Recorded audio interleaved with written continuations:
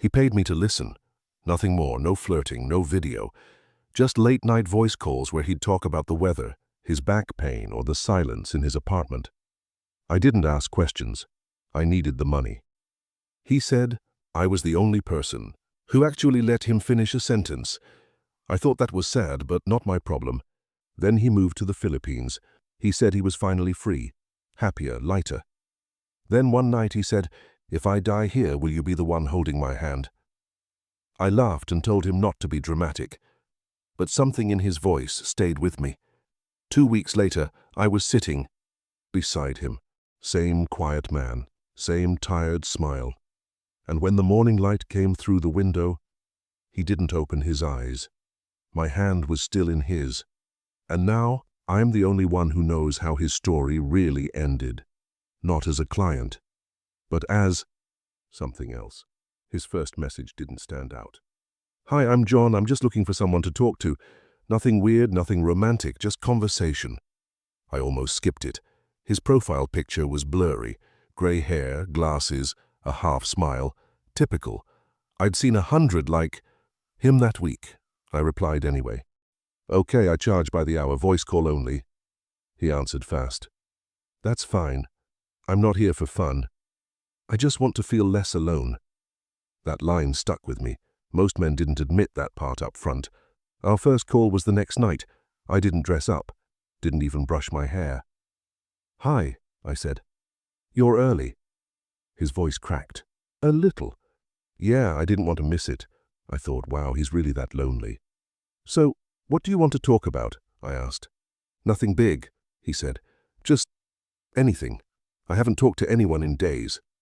I leaned back in my chair. "Okay, let's start with food. Did you eat?" He chuckled. "Microwaved lasagna, and you?" "Eggs and rice again." That's how it began. Small talk. Easy. Clean. I didn't flirt. He didn't ask me to. I kept it professional. I needed the money. He paid without complaining. On time. Every time. "Do you do this full time?" he asked once. "No," I said. "It's just part of my hustle. I write, edit, take voice gigs, whatever pays." He said, "That's smart. I used to have 5 jobs when I was young." "You remind me of my daughter." That made me pause. "Do you talk to her?" He hesitated. "Not in a while." He never pushed for personal details, but he remembered the ones I shared. "You mentioned your little sister last time. She okay now?" I blinked at the screen. "Yeah. Thanks for remembering." "Of course," he said. "You're the only person I talk to. I try to listen." That made me feel something I couldn't name, maybe guilt, maybe respect. I didn't know yet. But I said, "That's rare." He replied, "So are you." Calls became regular. 3 times a week, always in the evening. He'd tell me about the plants on his balcony, the stray cat that visited, how loud the neighbor's TV was. "Why don't you get out more?" I asked. "You're in the Philippines now, right?" "Yeah," he said, "but it's not what people think. It's quiet. It's peaceful, but it's still lonely." I stared at the wall while he spoke. I wasn't used to men admitting things like that. "Isn't that why you moved?" I asked. "To get away from the noise?" "I did," he said, "but sometimes the silence is worse." He never asked to meet, never asked to see me, just voice, just connection. One night I asked, "Why me?" He paused. "Because you talk like you're not pretending to care, even when you don't." I let that sit for a second. Then I said, "I don't pretend, I just don't get too close." "That's fair," he said. "Neither do I, not anymore." I caught myself feeling something again. Not attraction, just sadness. The kind that comes when someone tells you the truth without asking for anything in return. Some nights I didn't want to call. I felt tired, drained, but I still did. Something about him made it hard to ignore. One time I was late by 10 minutes. "So you okay?" he asked. "Just got off another call," I said. "One of those guys?" "Yeah." He didn't ask more. He never judged. "Well, thanks for still showing up," he said. "You're the only constant thing in my week." I laughed quietly. "That's kind of sad." "It is," he said, "but I mean it." After about a month, he said, "Can I tell you something weird?" "Sure," I said. Sometimes I feel like I know you better than anyone else I've met here. I didn't know what to say to that. That's weird, I said. Yeah, he replied, but it's not bad. I stayed quiet for a beat. Then I asked, are you okay, really? He exhaled into the mic. Depends on the today. Today's better, he said, because you called. That line stayed in my head for days. I tried to tell myself it was just client talk. He was paying, he was supposed to say things like that. But part of me felt like he wasn't acting, and I hated how that made me feel. He started ending calls with talk soon instead of thanks, and I started replying yeah instead of sure. It was small, but I noticed it. One night he said, you know, if you ever find yourself near Cebu, I cut in. I don't travel for work. Right, he said quickly. Just saying, no pressure. I didn't answer. I just looked at my cracked phone screen and wondered why my chest felt tight. That night, after the call, I sat on my bed and stared at the ceiling. I told myself it was still just a job, that he was just a voice on the line.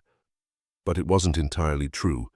Anymore, something was shifting, not fast, not loud, just quiet, like something soft brushing against a wall you didn't know was there.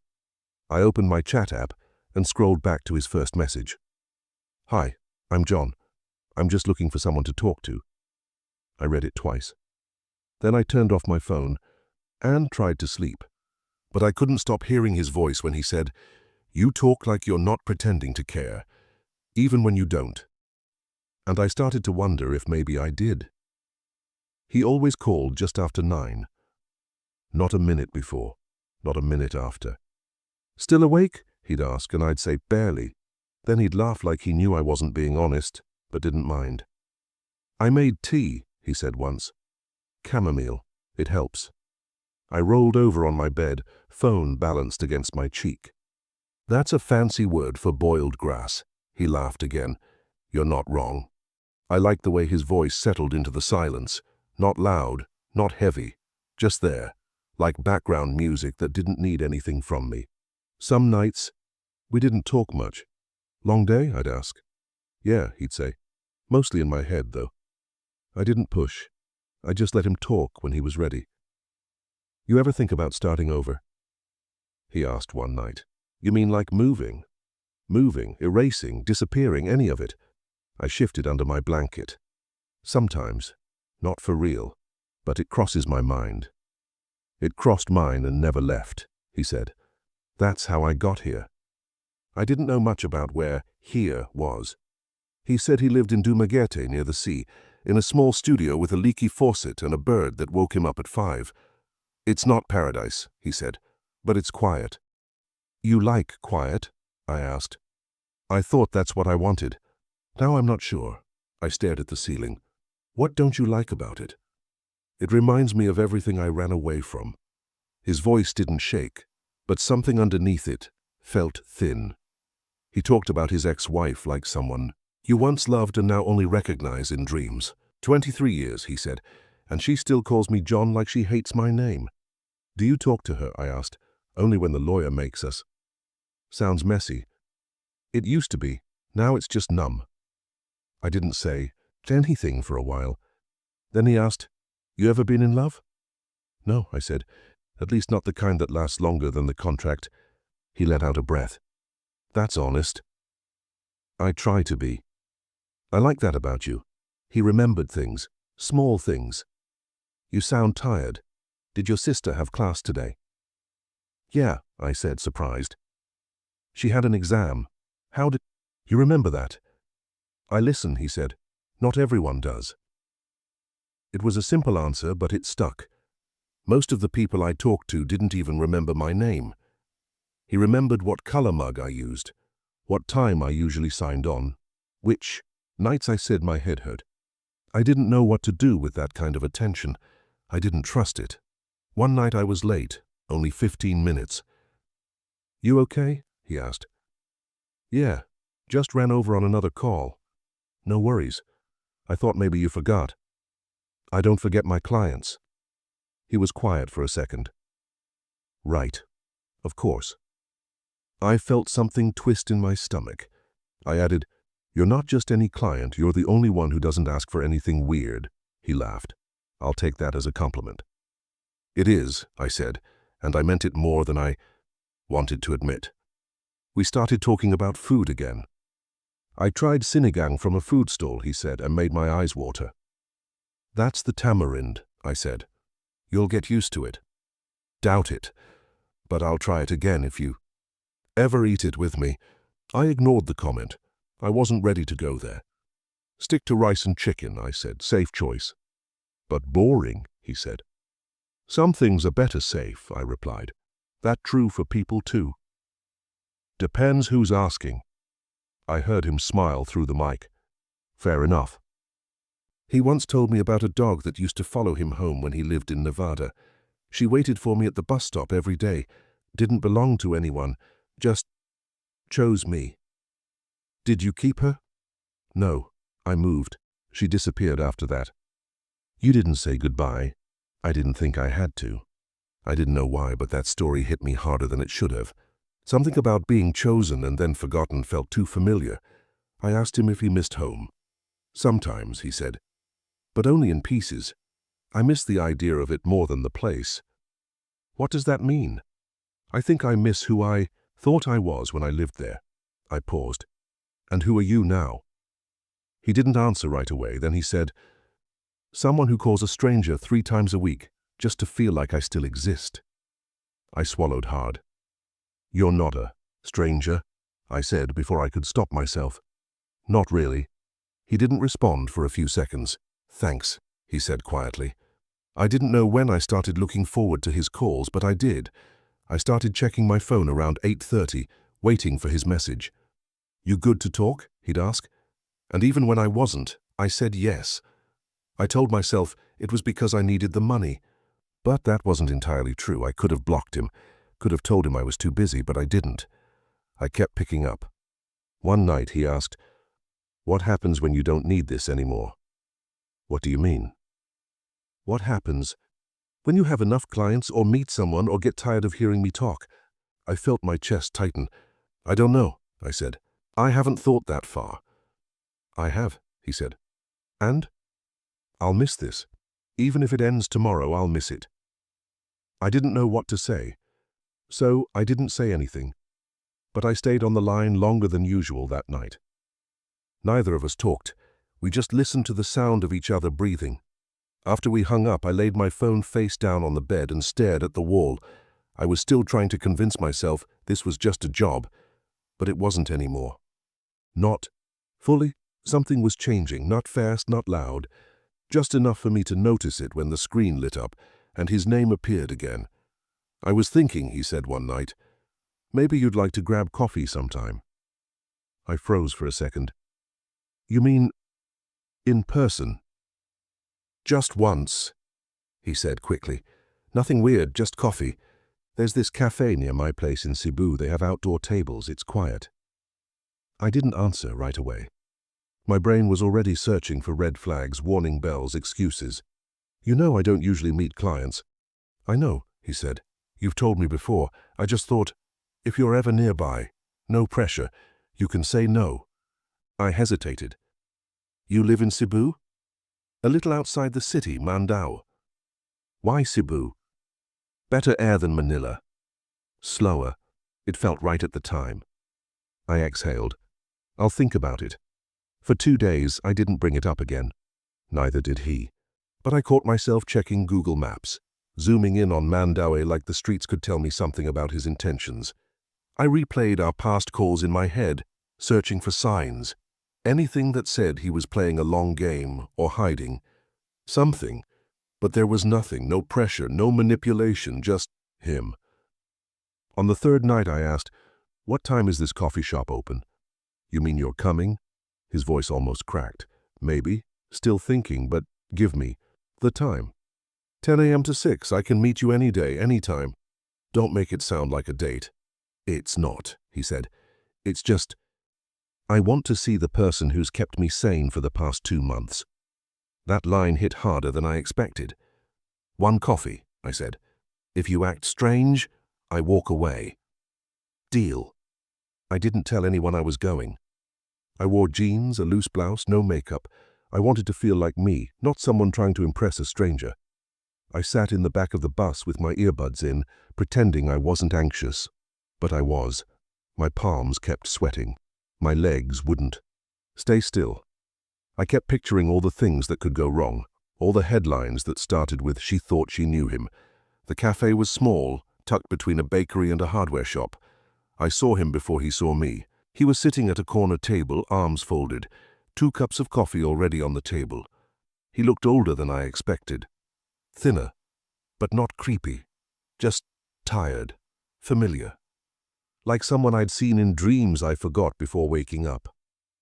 He looked up and smiled. "You came." "Don't make it weird," I said as I sat down. "You already ordered?" "Black for me. Cream and sugar for you. Unless I remembered that wrong." "You didn't." I sipped the coffee. It wasn't great, but it was hot. Real. "You look different in person," he said. Less serious. "You look older." "That's fair." He laughed. I earned every wrinkle. We talked like we always did, about small things. The noise of tricycles, the smell of fresh pandesal, the way the sun hit the tin roofs across the street. "Do you always sit alone here?" I asked. "When I come here, yeah. That's kind of sad. It used to be, now it just is." I studied his hands, veins visible, fingers long, nails clean. He wasn't fidgeting. I was. After an hour, I stood up. "Okay, I came. You're not a murderer. I'm leaving now." "Wait," he said. "Come see the place. It's 5 minutes from here. You can leave whenever you want." I narrowed my eyes. "You're pushing it." "I'm asking," he said softly. "Not pushing. You're safe. I promise." I followed him down the street, half watching his steps, half listening for alarms in my own head. But nothing felt wrong, just uncertain. We reached a gated complex, nothing fancy. He unlocked a door and stepped aside. "You can leave the door open," he said, "if that helps." I nodded. His room was small, clean, fan on the ceiling, books stacked near the bed, a plant by the window. "Nice," I said. "Simple. That's all I need." "No TV?" "I have a laptop, but I don't use it much unless I'm calling you." I sat on the edge of a chair. "This is your life now?" "It's quiet. No one yells. No one expects anything. It's more than I had before." I glanced around. "It's lonely." "Sometimes." He looked at me. "But you've made it less so." I didn't know what to say to that, so I didn't say anything. He walked to the kitchen, brought back a bottle of water, handed it to me without a word. I took it. "You hungry?" he asked. "I have some bread, maybe eggs." "No, I should head back soon." He nodded. "I'm glad you came, even just for a while." "Don't read into it," I said. "This doesn't mean anything." "I won't," he replied. "But it means something to me." I stayed 15 minutes longer, mostly silence, watching the fans spin, listening to distant car horns, thinking about how strange it felt to be in the room of a man I only knew through audio waves, and how not strange it felt at the same time. When I finally stood up, he didn't try to stop me, just walked me to the gate. "Will you still call?" he asked. "You're still paying, right?" I smiled. He smiled back. "Then yeah," I said, "I'll still call." I turned and walked away before I could feel anything else. But I did. I felt something I didn't know how to name yet, and I hated how easy it was to feel it. He opened the door and stepped aside. "You can sit wherever. Not much to choose from." I stepped in slowly. The room smelled like coffee and old paper. The fan above creaked softly. One chair, one bed, a small table with 2 mugs, one still half full. "You didn't clean up," I said. "I thought about it," he replied, "but I figured it's better you see it how it is." "Which is?" "Lived in. Alone. Honest." I walked to the chair and sat. "You're not trying too hard, I'll give you that." "Trying would have made it worse," he said. "You'd smell it." I glanced at the bookshelf. Titles I didn't know, most worn at the edges. "You read these?" "Some, others just make me feel less alone. Books don't talk back. Neither do most people." I looked at him. He looked older than on video. His skin had more lines. His shoulders slouched more. But his face, it was softer, Like someone who'd stopped trying to impress the world. Do you get visitors? I asked. Only delivery guys. The tricycle driver knows me by name now. That doesn't count. Then no, just you. I tilted my head. You weren't nervous? Terrified, he said.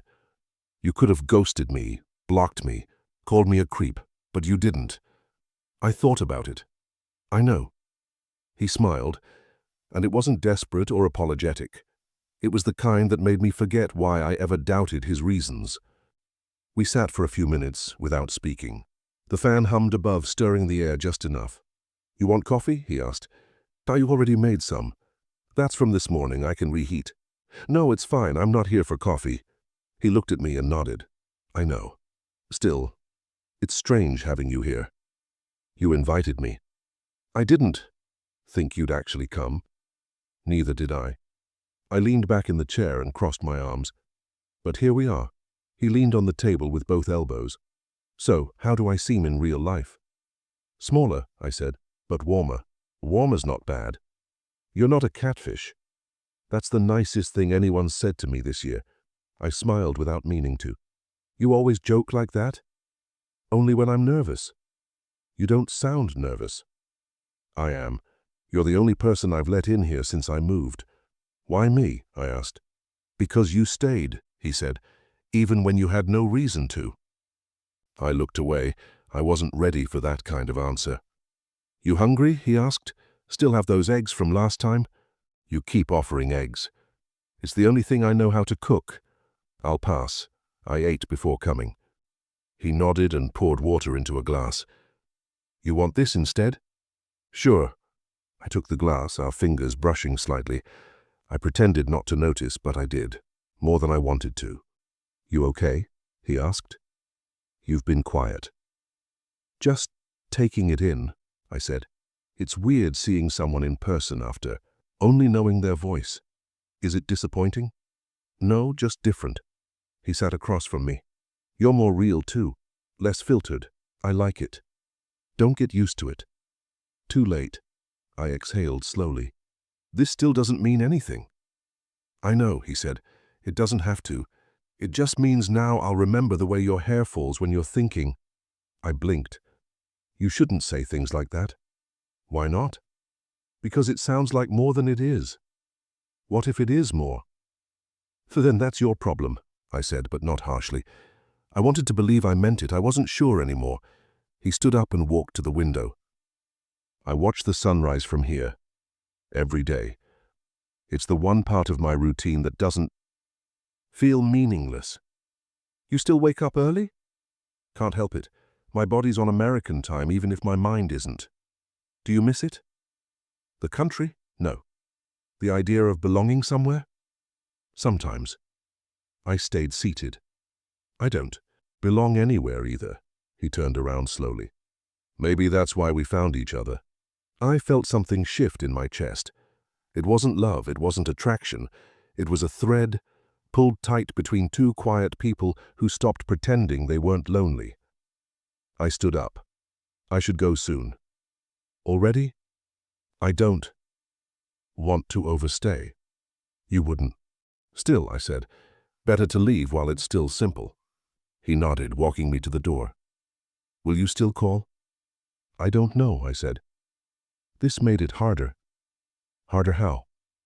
I see you now. And I don't know what that means. He reached for the doorknob but didn't open it. It means something, even if it's small. I looked up at him. You were just a voice in the beginning. And now you're someone I'll probably think about more than I should. Then I'm lucky, he said, even if it ends here. I reached for the doorknob this time. I'll message you, I said. No promises.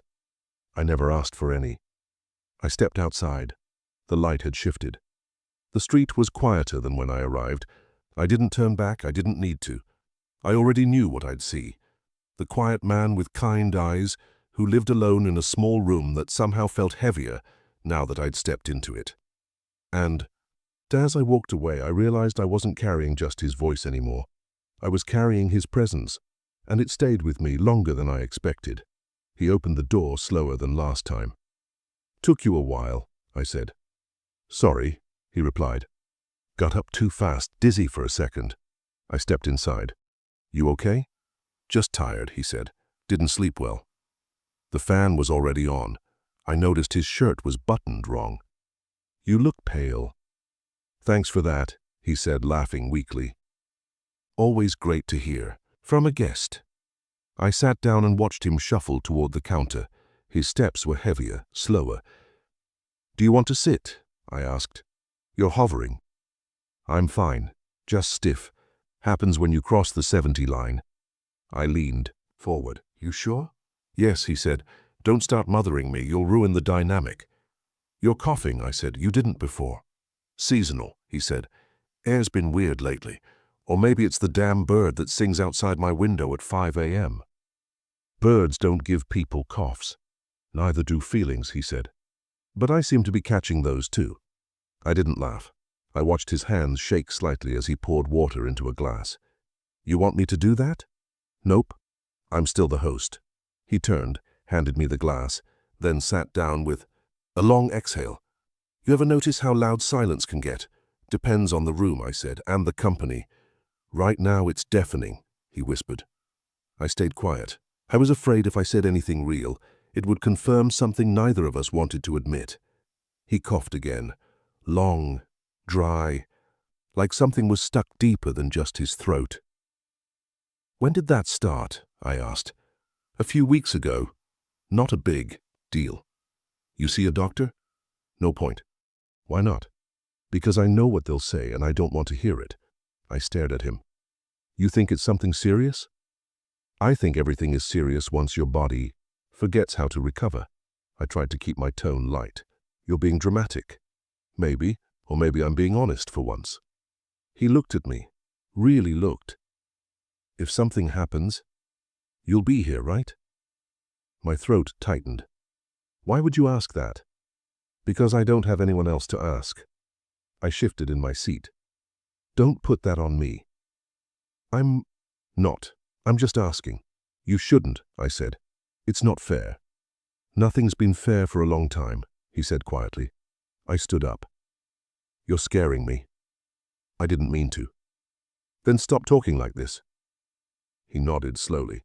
Okay. He leaned back in his chair. I don't want to go alone. My chest felt heavy. I wanted to yell or cry or leave, but I didn't do any of those things. I sat back down. We didn't talk for a while. The room felt smaller, the air thicker. His cough broke the silence again. I reached into my bag, pulled out a candy, handed it to him. What's this? Menthol, I said. Suck on it, helps a little. He took it, unwrapped it slowly, popped it in his mouth. You're a better nurse than you let on. Don't romanticize it, I snapped. I'm not. You are, I said, and I can't carry that. You're not carrying anything, he replied. You're sitting here. That's all I ever needed. I looked at his slippers, old and worn. You've been alone too long. I know. Why haven't you told anyone you're sick? Because I didn't want it to become who I am, and I didn't want you to stop calling. I blinked. Hard. You thought I'd leave if you told me. People usually do when they hear the worst parts first. I'm still here, I said. I noticed. I leaned back and looked at the fan. You want me to take you to a doctor? No. You should go anyway. Maybe later. Don't wait too long. I know. He coughed again, this time turning his head, pressing his hand against his mouth. When he lowered it, I caught a flash of red. Was that? Just a little blood, he said quickly. Don't freak out. You're coughing blood. Rarely, it happens when I don't drink enough water. You're full of it, I said. Completely. I told you I didn't want to make it real. I stood again, heart pounding. You need help. Not yet. You can't just wait until it's too late. I've been waiting most of my life, he said. This isn't new. I rubbed my arms. I felt cold even though the room wasn't. You have insurance? Nope. Family? None that pick up the phone. You're really alone? Not right now, he said, looking at me. Right now, I'm with you. I wanted to run, but my feet didn't move. I looked at him, at the lines around his eyes, the soft tremble in his fingers. the way he held my gaze like it was the only thing anchoring him. "I didn't sign up for this," I whispered. "I know," he said. "You don't owe me anything." "Then stop looking at me like that." "Like what?" "Like I matter more than I do." "You do matter," he said. "At least to me." I turned toward the door. "I need air." "Okay. You want me to come back later?" "Only if you want to." I didn't say I'd stay forever. I wouldn't ask that. "But you want it." "Yes," he said. "But I'll take what I can get." I opened the door. The light outside was harsh compared to the dim quiet. Behind me, I stepped out and closed it behind me without saying goodbye. My hand trembled. I looked at my reflection in the glass. I didn't recognize the girl staring back. I told myself I wasn't getting involved, that I was just being kind, that it was still a job. But my chest wouldn't stop aching, and his words echoed louder than they should have. "If something happens, you'll be here, right?" And I hadn't said yes, but I hadn't said no either. The rain had started before I arrived. By the time I reached his building, it was coming down hard, streaking across the glass like the sky was trying to rinse the world. He opened the door slowly and stepped aside without a word. I walked in, set my umbrella near the corner, and sat without asking. "It's really coming down," I said. "Monsoon's early this year," he replied, easing into the chair across from me. I noticed he didn't cough as much, but that worried me more. His face looked pale, like something inside was dimming. He leaned back and looked toward this window. "I like the sound of rain. It makes silence feel less lonely." I nodded. "Me too." We watched it together for a while. No fan, no TV, just rain and breath. He broke the silence. "Did I ever tell you about the summer I turned 11? "No," I said. "You rarely talk about childhood." "We had this old plastic pool in the yard, the kind you fill with a hose and it stays cold no matter how hot it is outside. My brother and I used to dunk ourselves in it until our lips turned blue." I smiled. "You grew up somewhere cold?" "Ohio," he said. "Flat, brown and frozen half the year." "Sounds nice." "It wasn't," he said, "but it was mine." He rubbed his hands together slowly. "There's a lot I wish I could go back and change. I'd listen more, stay longer, let go slower." I tilted my head. "You think like that often?" "Lately, yeah. You start measuring time differently when you feel it slipping. Every minute starts to feel like a question." I didn't answer. I didn't know how. He looked down at his hands. "I haven't talked to my daughter in 6 years." "Why not?" "Because I was stubborn and she was angry and we both got good at pretending we didn't miss each other." "Have you tried?" "I used to. She never picked up. Then I stopped trying." "Maybe she thinks you stopped caring." "Maybe she's right," he said quietly. "Or maybe she just needed more than I knew how to give." I shifted in my seat. "Do you miss her?" "Every damn day." His voice cracked, but he didn't break. He kept staring out the window like the rain might wash the guilt off him. "I hope she's okay," he added. "I hope she finds someone who doesn't make the mistakes I did." I wanted to say something kind, something useful, but all I managed was, "She probably still loves you." He turned to me. "Why would she?" I left. "Because even when people leave, the feelings don't always go with them." He didn't respond, but the way he looked at me felt like he heard more than I said. He coughed once, then leaned back, rubbing his chest. "Sorry, that one got stuck." "Do you want water?" I asked. "No," he said. "Just stay." I didn't move. I watched the lines in his face shift with the dim light. "How you've been the kindest voice in my life," he said softly. "I've paid people for company before, but you gave me more than I paid for." "You don't have to say things like that." "I'm not saying it for you. I'm saying it because it's true." I looked down. "It was just a job at first." "I know, but it became something else. I didn't mean for it to." "Me neither." He reached across the table. "Can I?" I nodded slowly, and he took my hand. His was warm, dry, familiar now. "I used to imagine dying alone," he whispered. "But tonight I don't feel alone." My throat tightened. I squeezed his hand gently. "I'm not going anywhere," I said. "Not yet." We didn't speak for a long time after that. The rain softened outside, but inside, everything stayed heavy. He closed his eyes. I thought he was just resting. I didn't let go of his hand. I watched his chest rise and fall slower now. I focused on the rhythm. I didn't want to miss the moment it changed. He didn't let go of my hand either. Even in sleep, his fingers stayed wrapped around mine. I sat like that for over an hour. Maybe 2. I didn't check, I didn't move, I didn't speak. I just watched him breathe and wondered how we got here. I used to believe I could separate work from emotion, that if I kept things clean and professional, nothing would ever touch me. But I was wrong. He touched something I didn't even know was there. And now, holding his hand while he slept, I felt something I didn't have a name for. When I finally looked away from him and back out the window, the rain had stopped. The glass was streaked, the streets below shiny and empty. The world looked rinsed, new, quiet again. I turned back to him. His grip had loosened slightly. His breath was still. There, faint but steady. I let myself breathe again too. I whispered, "You're still here." He didn't open his eyes, but I felt his thumb move gently across my hand. Just once. Just enough to say he knew. That was the last night I saw him awake. The room was still. The fan spun lazily above us, casting soft shadows that moved across the ceiling like slow waves. I was still holding his hand. It had gone a little colder overnight, but I didn't let go. I told myself he was still asleep, that it was just a heavy kind of rest.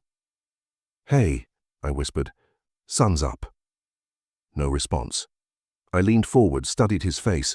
His lips were parted slightly, eyes closed. Peaceful. Too peaceful. "You want coffee?" I said, nudging him gently. "I can make it this time." Nothing. Waited. 10 seconds. Maybe more. Then I squeezed his hand. "John," I said, louder now. "Come on. Don't do this." Still nothing. My chest tightened. I leaned closer. "John," I repeated. "Wake up." I shook his shoulder gently. At first, then harder. "Please," my voice cracked. "This isn't funny." The silence pressed in. The fan buzzed. A bird chirped faintly outside the window. I stood up too fast and had to grip the back of the chair to steady myself. I stared down at him. I knew. Somewhere inside I knew, but my mouth wouldn't let me say it. My brain kept telling me maybe he was just cold. Maybe he'd stir if I yelled louder. "John," I said again. "I swear, if this is some kind of joke." I stepped back. My throat burned. My hands shook. I didn't want to touch his face. I didn't want to feel how cold his skin had become. I didn't want to know the truth, but I already did. I just stood there, not crying, not breathing, just there. The fan kept spinning. The sunlight poured through the window, and he didn't move. I walked to the sink, turned on the tap, and splashed cold water on my face. Maybe that would snap me out of it. Maybe I'd blink and he'd be standing behind me, making some stupid joke about scaring me. But when I turned around, the room hadn't changed. He was still in that chair, still quiet, still gone. I forced myself to walk back.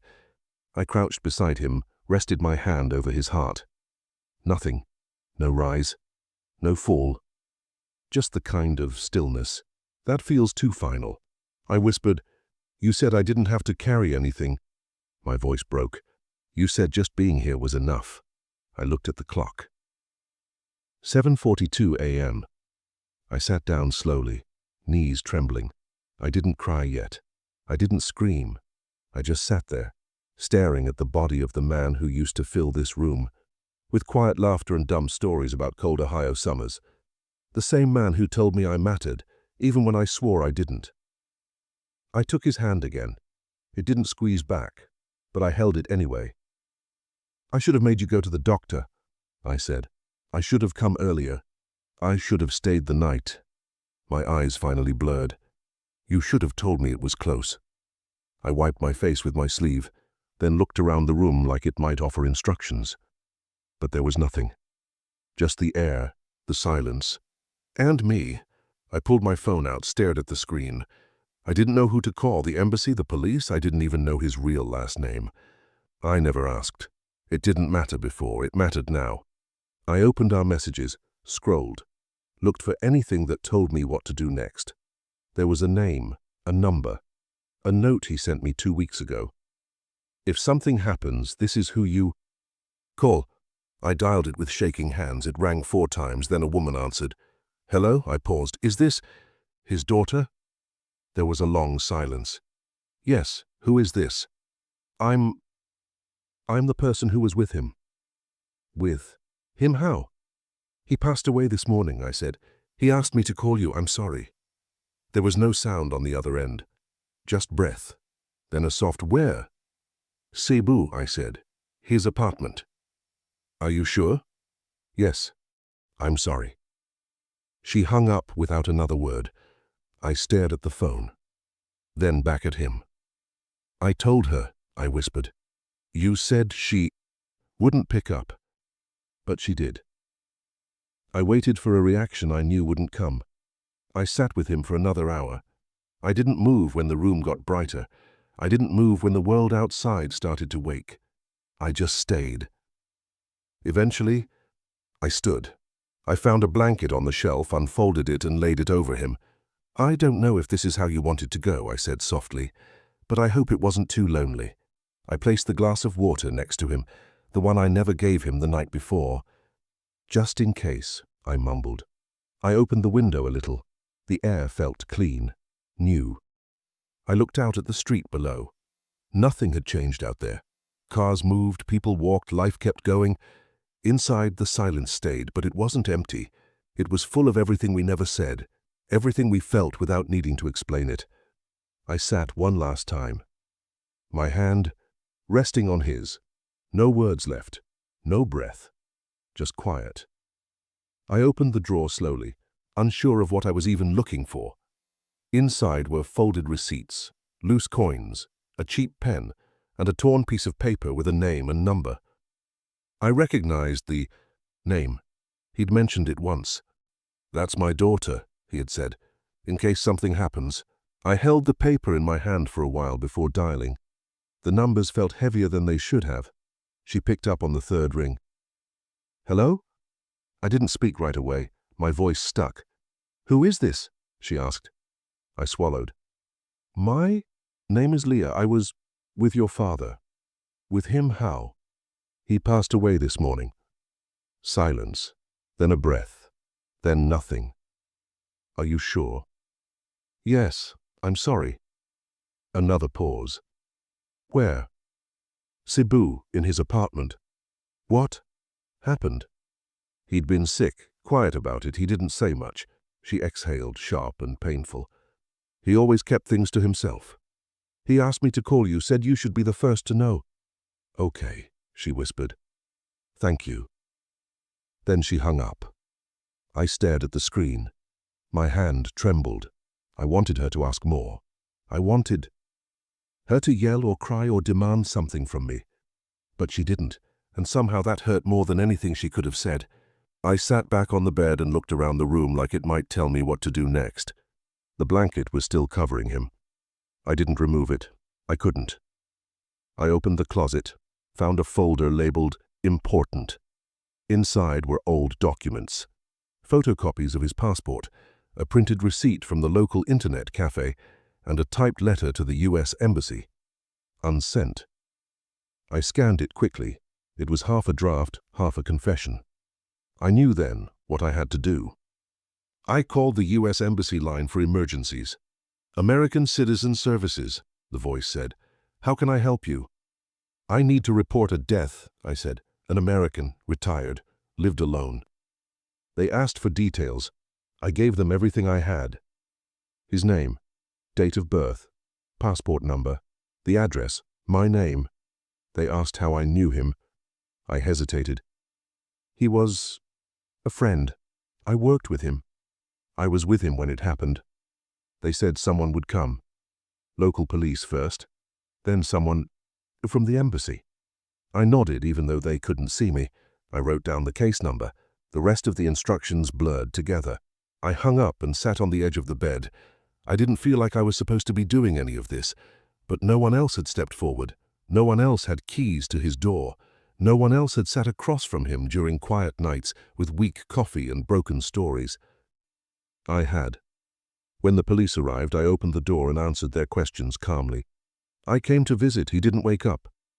They checked everything, took notes. I showed them the passport, the number, the drawer. They nodded. I signed a statement. Then they left.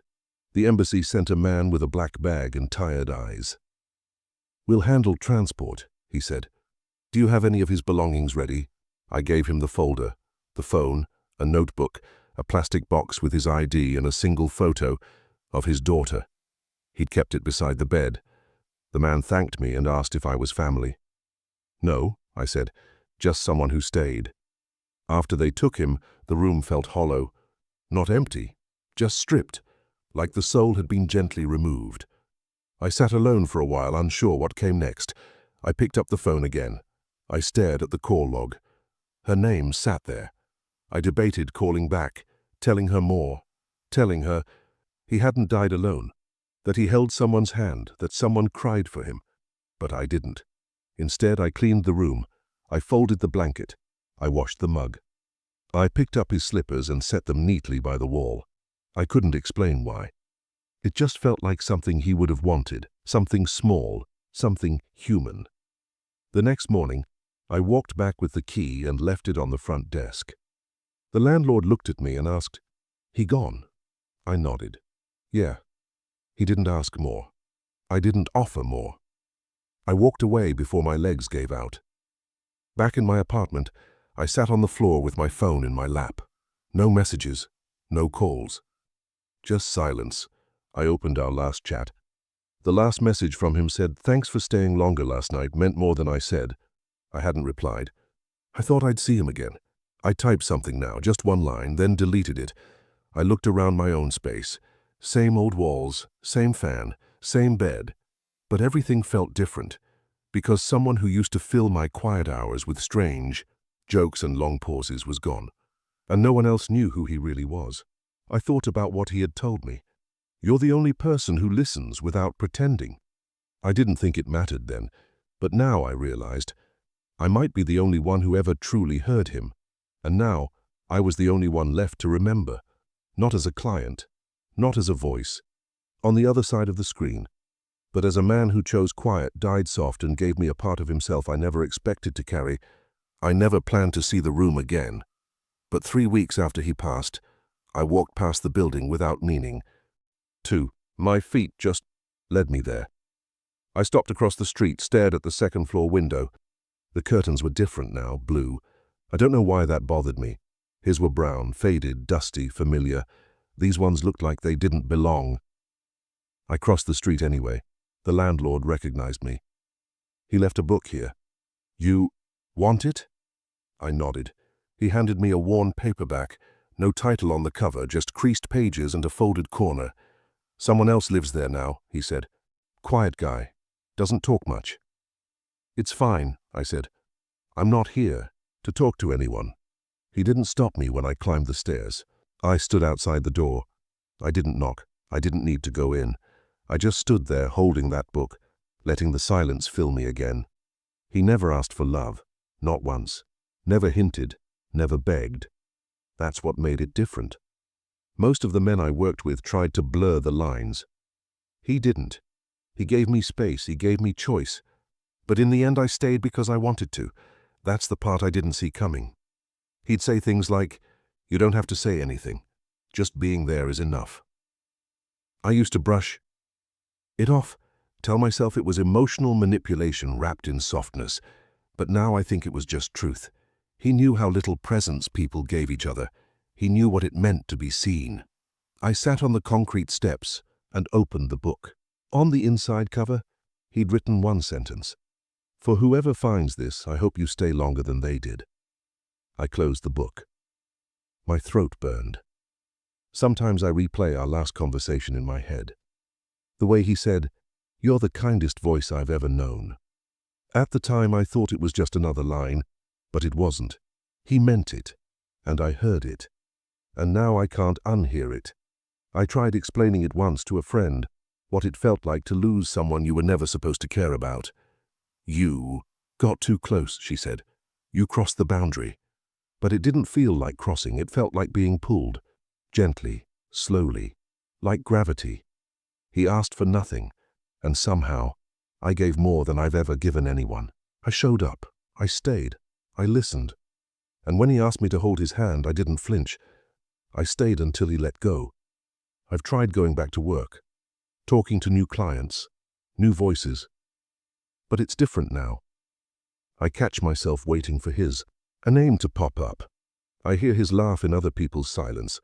I scroll past messages that start with, "Hey beautiful," and "You up," and feel tired. Not just of them, but of what this work used to mean. I thought I could separate everything, keep my heart locked up, but he proved me wrong. Quietly, kindly, without ever asking. The other day I walked by the cafe where we first met. The seat we sat in was empty. I didn't sit. I just stood at the entrance and listened to the clinking of cups, the low hum of conversation, the scraping of chairs. It felt like he might walk in again, order black coffee, say something about the heat, and then smile at me like I was the only person who hadn't given up on listening. I miss him more than I can say out loud. Not in a romantic way, not in a storybook way, but in the way you miss someone who saw parts of you others never noticed. He remembered my sister's exam schedule. He remembered what kind of tea I liked. He noticed when my voice was tired and never asked why. He left more quietly than anyone I've ever known, and yet his absence is the loudest thing in my life right now. Sometimes I dream about that room. Not the one with the blue curtains, the one before, his version, fan spinning, book stacked, mug half full. Him sitting there watching the rain, telling me stories he thought I didn't care about. I always cared. I just didn't know how to show it back then. Now I walk by the building once a week. I don't stop anymore. I just glance up, breathe in, and let the memory pass through me. It's my way of saying I remember, of telling him, wherever he is, that he mattered, that I didn't forget. I wasn't just his freelancer, and he wasn't just a client. We were two people who found each other in the quiet. And in that quiet, something real was born. I didn't call it love, he didn't either. But it lived between us in the silences, in the calls, in the way our hands fit without trying. And now, it lives in me.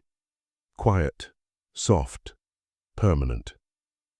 People ask me sometimes what I do. I still say freelancer. It's easier than explaining.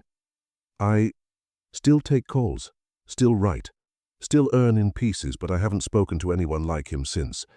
And I'm not sure I ever will. I didn't go to his funeral. There wasn't one here. The embassy took care of the rest. His daughter never called back. I didn't expect her to.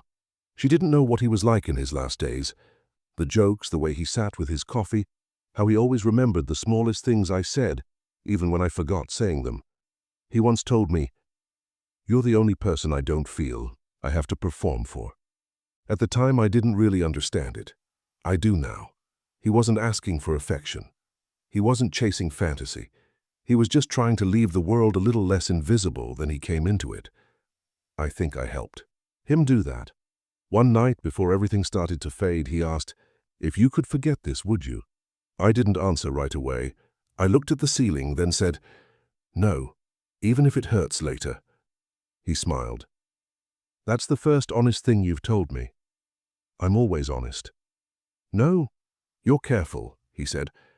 "But that was different. That was you." I've held on to those words longer than I thought I would. Sometimes I wonder what would have happened if I hadn't replied to that first message. If I had ignored the blurred profile photo, skipped over the one-line request. "Just want someone to talk to." I've read that message 100 times since. It still sounds small. But what it turned into wasn't. This wasn't a love story.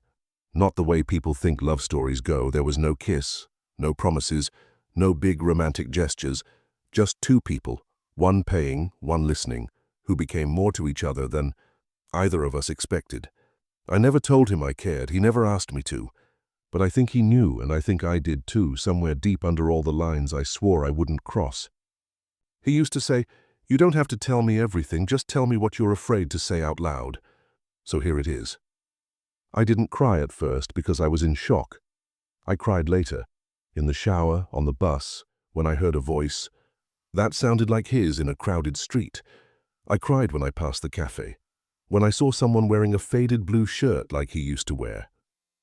I cried when I realized I was still checking my phone at 9 p.m., waiting for a message that wasn't coming.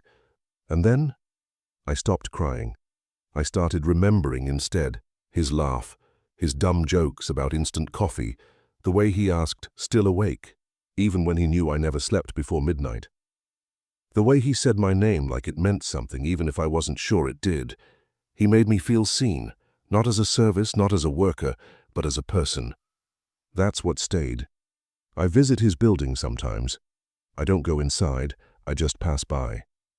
Glance up. I imagine he's still there somewhere behind that window, listening to the fan spin, holding his chipped coffee mug, waiting for my voice to come through the line.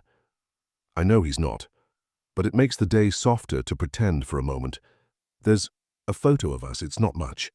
Just our hands on the table, his old and veined, mine young and steady. I took it without asking, he didn't notice. I keep it in a drawer, not framed, not displayed, just kept, like the memory itself. Quiet, simple, undeniably real. Someone asked me recently, "Why do you still talk about him?"